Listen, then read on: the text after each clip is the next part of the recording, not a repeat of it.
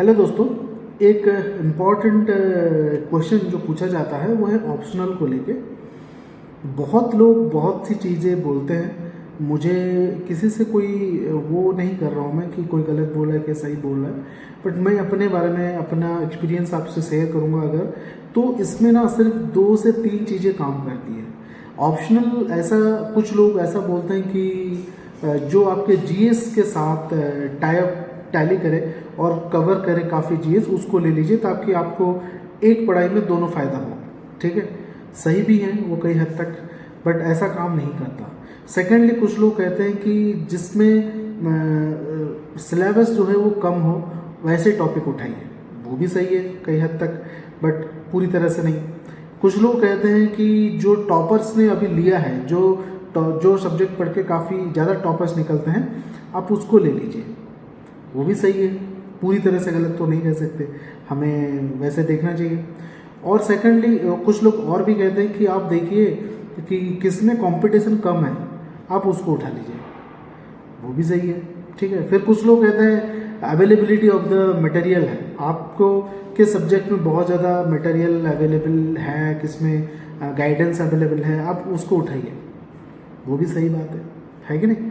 But इस सारे में से क्रक्स जो है ना, एक चीज़ निकलता है, अगर कोई सब्जेक्ट सारा फुलफिल कर रहा है और आपने ले लिया बट आपको मज़ा नहीं आ रहा है पढ़ने में, तो फिर दिक्कत हो जाएगी, है कि नहीं।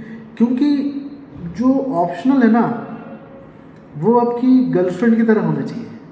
Optional must be like your girlfriend, जिसके साथ आपको टाइम स्पेंड करने में अच्छा लगे, जिसके साथ आपको टाइम का पता ना चले, जिसको देखने के लिए या मिलने के लिए आप वेट करें, वो वैसा होना चाहिए ऑप्शनल। ठीक है, optional must be suitable for your character.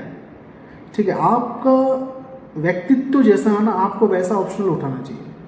Professionally अगर मैं डॉक्टर हूँ, मगर मैं मेडिकल साइंस उठा लेता हूँ, वो काफ़ी वास्ट है। ठीक है, और काफ़ी कुछ पढ़ना पड़ता है। ठीक है, बहुत सारी चीज़ें, हालांकि मैंने उसमें से वो डिग्री किया हुआ है, बट ज़रूरी नहीं कि वो मेरे लिए सूट हो इन द एज पर आज UPSC is concern, means optional is concern. ठीक है, उसी तरह अगर कोई मैकेनिकल इंजीनियर है, जरूरी नहीं उसको मैकेनिकल इंजीनियरिंग ही लेना है। ठीक है, हो सकता है किसी और में वो अच्छा करे।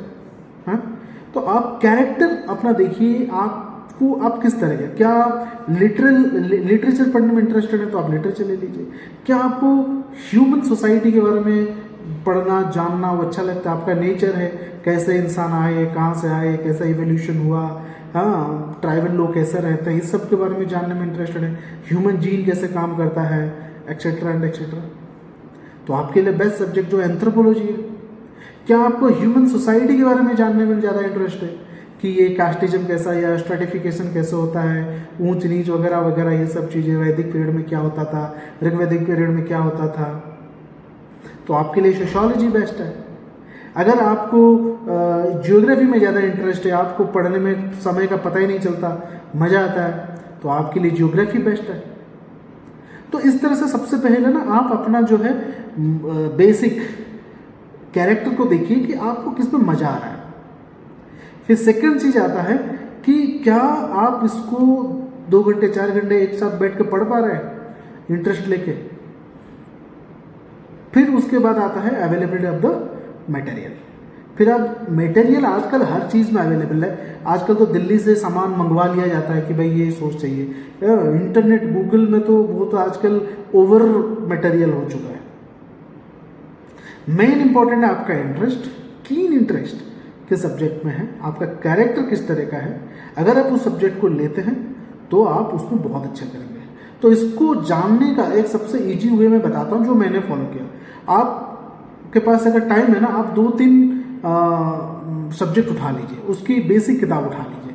जैसे कि कई बार होता है ना, हमें पता नहीं चलता, एंथ्रोपोलॉजी, सोशियोलॉजी, ठीक है, इस तरह से कुछ सब्जेक्ट ओवरलैपिंग टाइप के हैं तो पता नहीं चलता। तो आप एक एंथ्रोपोलॉजी की बेसिक बुक उठा लीजिए, आप एक सोशियोलॉजी का बेसिक बुक उठा लीजिए, आप हिस्ट्री का बेसिक बुक उठा लीजिए। इस तरह से जो आपको इंटरेस्ट है उसमें से 2-3 सब्जेक्ट की किताब उठा लीजिए, आप एक बार उसको रीडिंग लगा लीजिए।